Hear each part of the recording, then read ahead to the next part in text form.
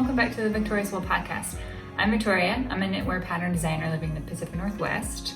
I live on an island in the Puget Sound, and it is October 27th. It has started raining.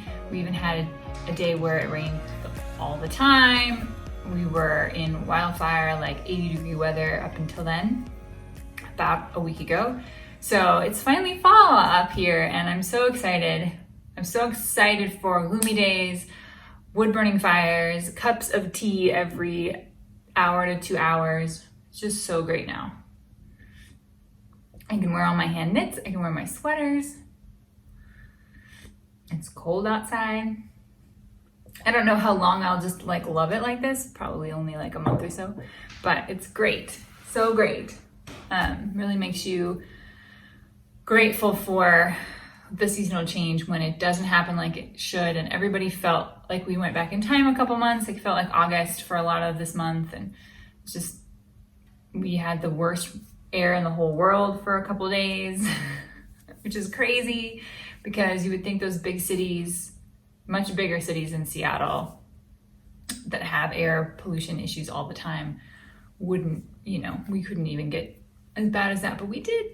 So, I'm so glad it's over for at least this year. And I knew people that were working outside every day that were really struggling with their lungs, and it was hard to be at farmers market on the weekends, just to stand out there in it and hope people would still come out and buy cheese. So anyways, very, very happy that it's finally fall. My test for the Fjord Shawl is over tomorrow. Some great testers. I'll go through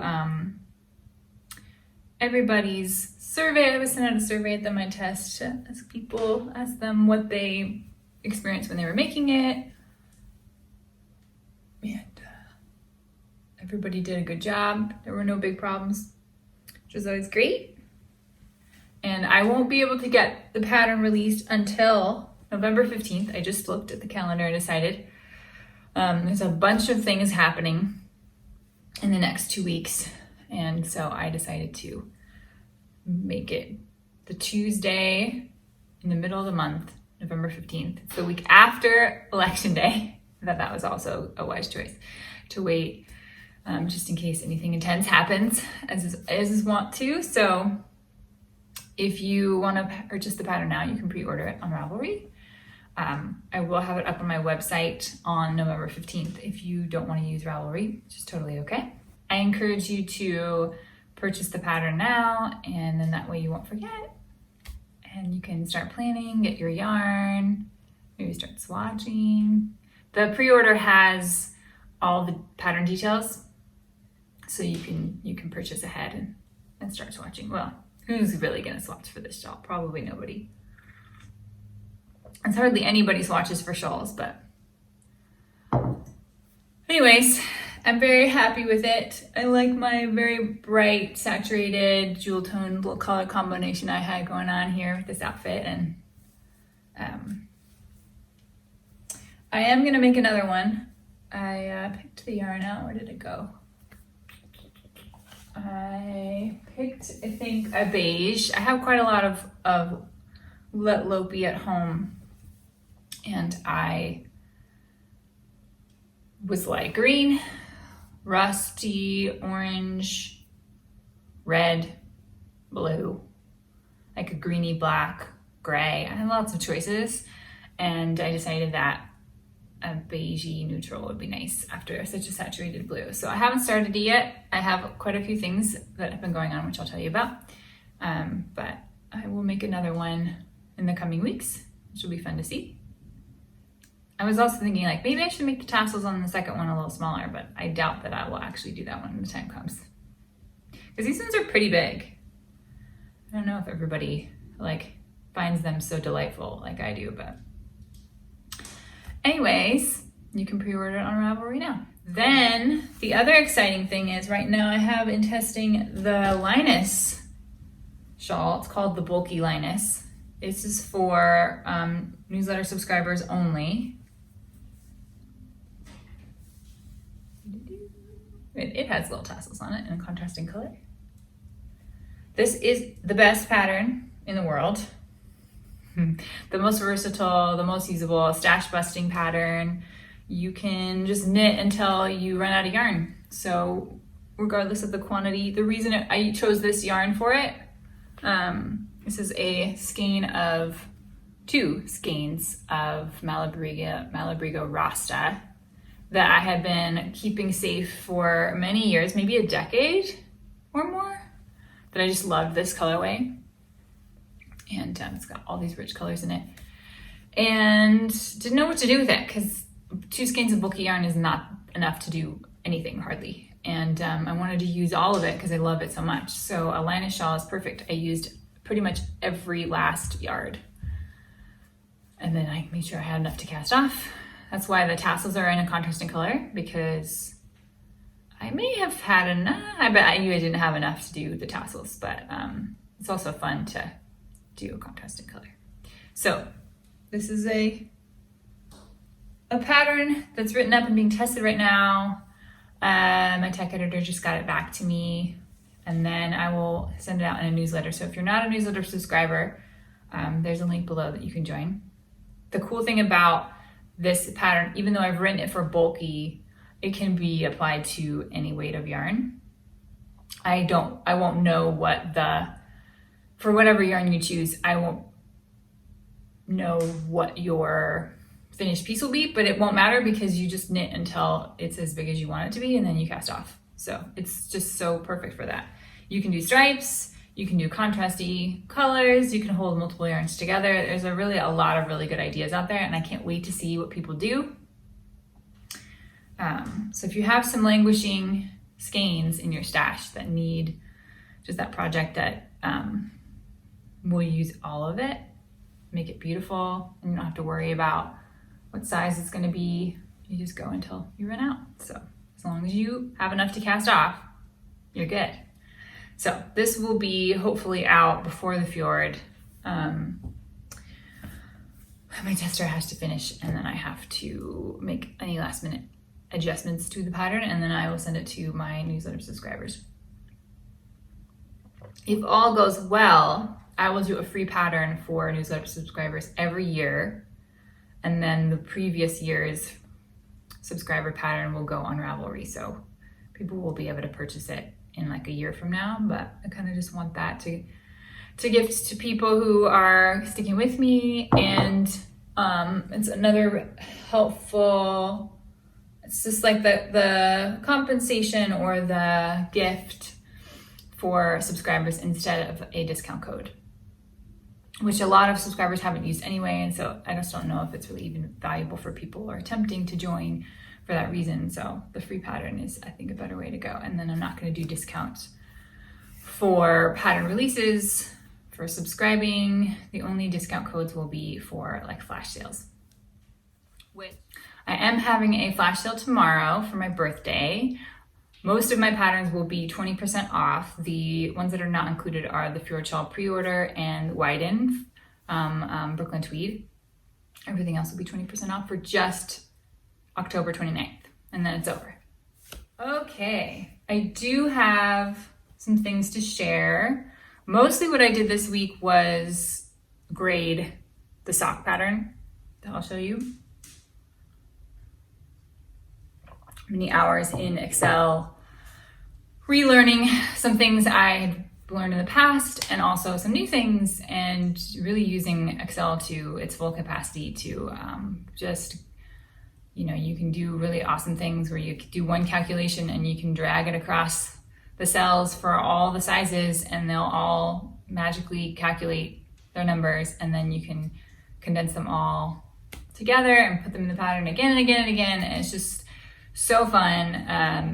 I'm definitely not a spreadsheet expert at all, but the things that I have learned, the shortcuts, are super fun, and always make me excited when I can do something very quickly that would have taken me a long time if I was to do it by hand. I did a sock pattern or two in my first year of designing that I did all on paper. So I've taken some classes for designers and specifically spreadsheet focused classes to help just streamline the whole process and make it more accurate. So I'm very, very excited about the work that I did, and very happy that the pattern will be so precise.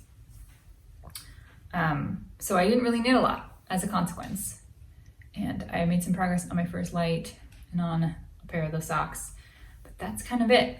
But there's some things, I may have had these pieces last podcast, I can't remember, but I haven't seen them yet. So yeah, I think I did. I remember holding them up on the Instagram reel of the last episode. So I guess this is acting more as a reminder for myself, like, you should probably block these and seam them. There must be like an amount of time that seamed knits have to season in your knitting basket and like wait around for you to actually do. Because I don't think I've ever seamed anything right away. I also finished the Waiting for Henry socks by Tabitha Gandy. I ended up giving them to my mom. I think the last episode, I hadn't decided yet if I was giving them to her, and she saw this, which she thought was funny. And then I just was trying to figure out what would be the best gift for her, and those socks were absolutely what she wanted. And so when I gave them to her, she was like so excited that I did give them to her. So it made her very happy. And they're gonna, I think, last her a long time. Some of the socks I've made for her, because she wears hand knit socks, I think, every day, all the ones that I've made her, every day in the winter and the fall, so she can really bust through, and she's darned a bunch of them, so it's nice to give her a really durable pair. So I don't have them to show you, but I'll try to get a picture of them on Instagram in the next few weeks. When I see her again, I can take a picture of her feet. The pattern I made the most progress with is First Light, because look at that, it's so good. Because this is a big deal. This is a big project for me. I've put a lot of time into it. I cast on September 1st, and it's almost the end of October, which is pretty fast for a sweater. Sometimes the sweaters just take months and months of time.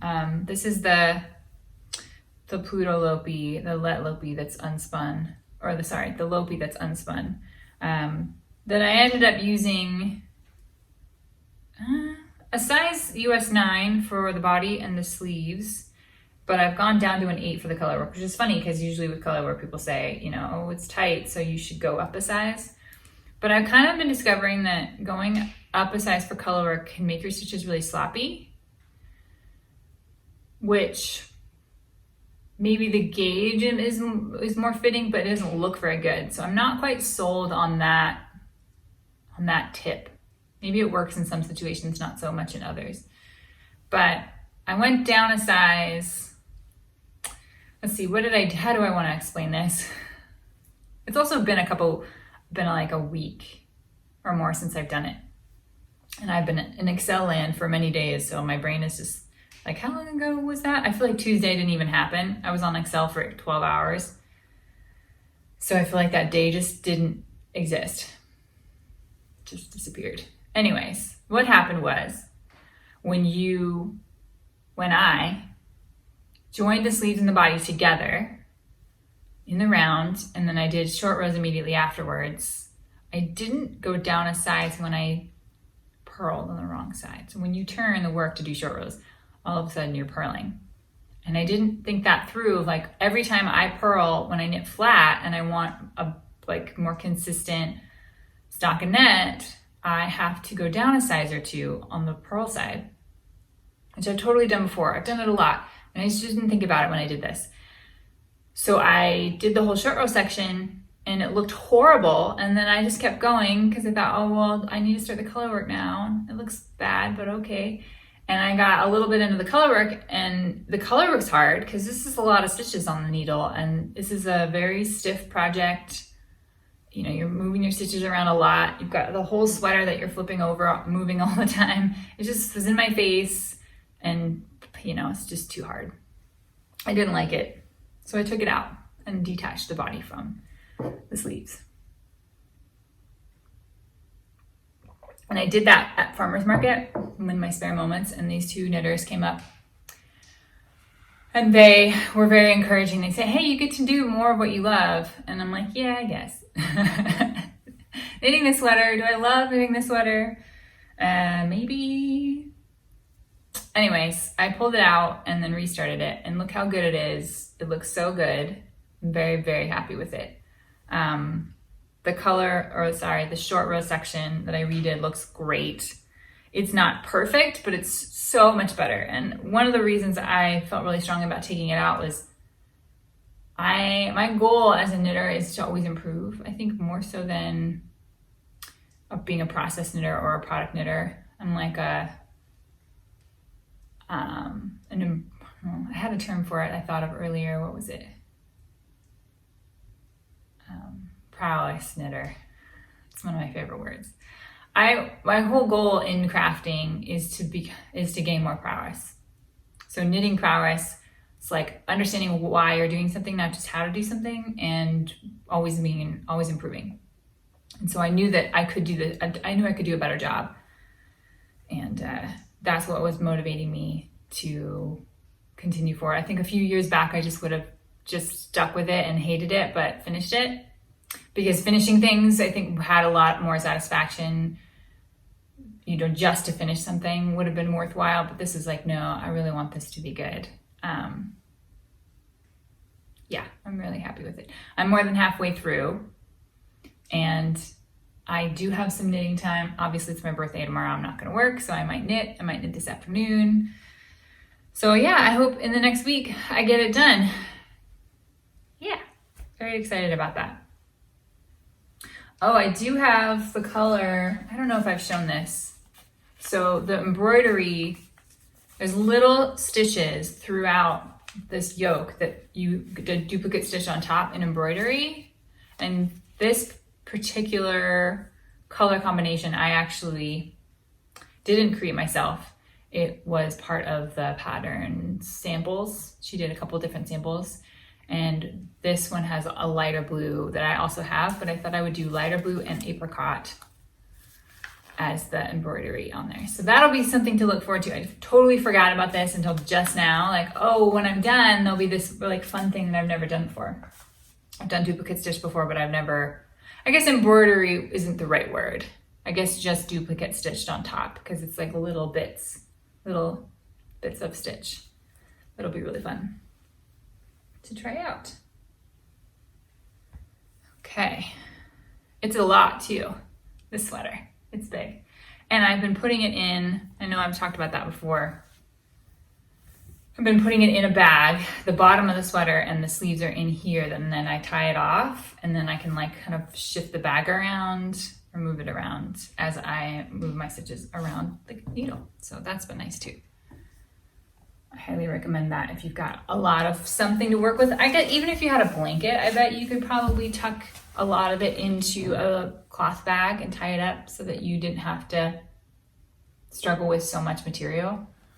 I have also worked a little bit on my Halibut by Caitlyn Hunter. This is a sweater I started what feels like a really long time ago.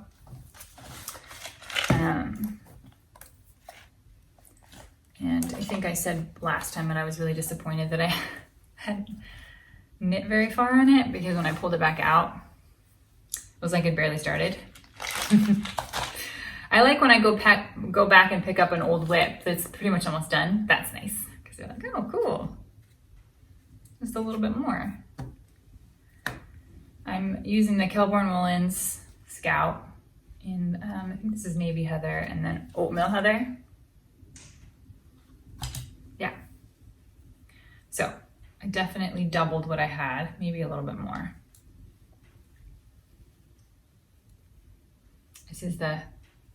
This bit right here is the tail of the fish. So it's so nice. I'm really gonna love this. And I was cruising along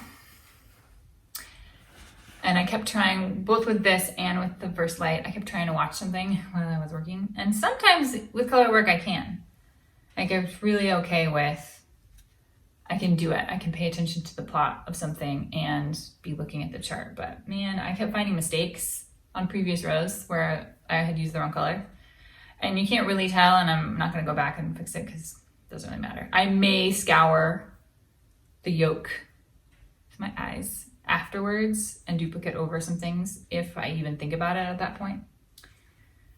But yeah, I just couldn't do it. So I haven't worked on it in probably a week or so because of that reason. Like, I can't just watch something and continue on. It just is not working. So I'm very excited about this.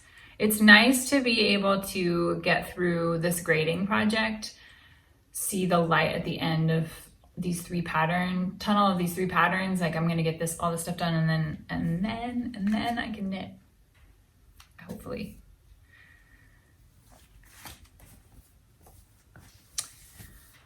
Yeah, those are all the things except the last thing. I left it for the end because it's what I've been focusing on all week. These socks have now been named Knitter's Academia because I feel like the stripes and the colors I picked are just very collegiate. And this is the original pair. And I have been working on this pair. Just one so far. I'll probably cast on the next one today or tomorrow. But yeah, it's such a good pattern. I'm really happy with how it's turned out, both sample-wise and typing in numbers. So I think it'll be a great beginning sock pattern. And yeah.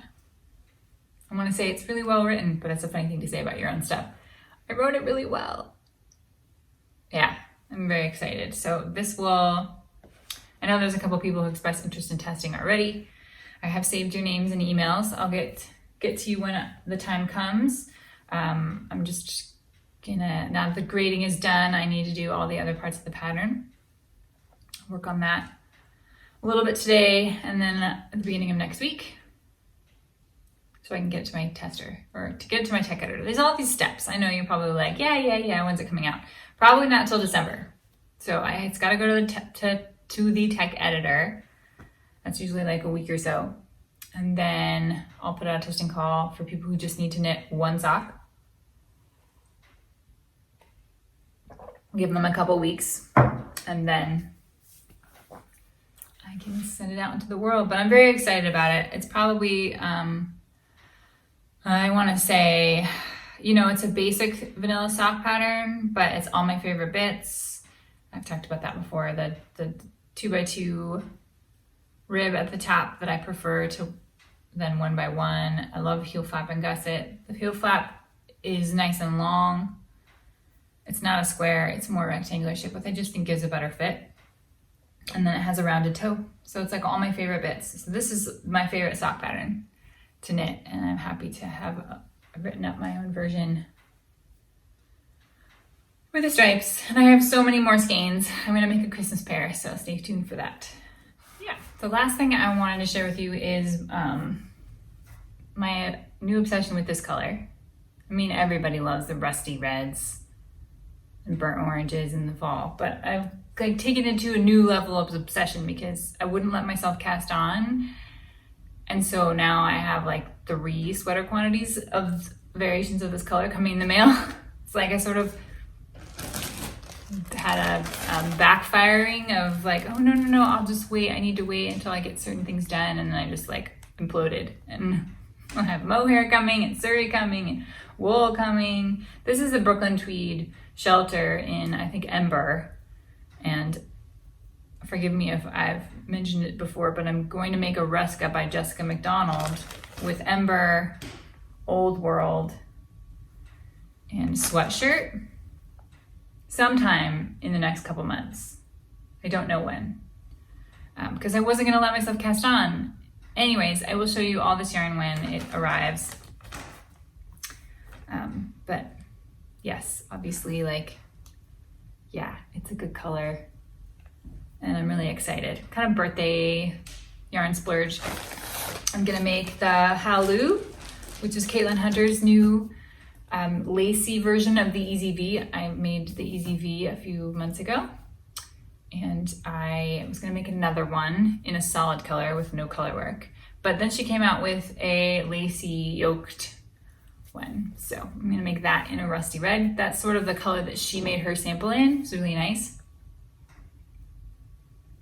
And then I'm also going to cast on Amy Christopher's camp pullover in a rusty red, all of which is coming in the mail soon. So you'll see those projects hopefully. I would love to finish one of these colorwork sweaters before I cast on, but that, as I said, I think that's what like just made me lose perspective on whether or not it made sense to knit sweaters that were all the same color and kind of buy all this yarn, so that it, you know, holding yourself back can cause problems. So I do need to cast on some more hats and let myself do little things so that doesn't occur when I just like don't have anything. I think it was a consequence of working on stuff that was a little harder, that's, you know, gonna take a while, and then not having anything to just stock a net on, knit stockinette, and I have all this computer work to do, and so I just like freaked out temporarily and bought some stuff. So I can't wait to show you about that next time. Anyways, I hope that you're knitting something cozy and enjoying the October wherever you live, and you'll see me next time. Bye.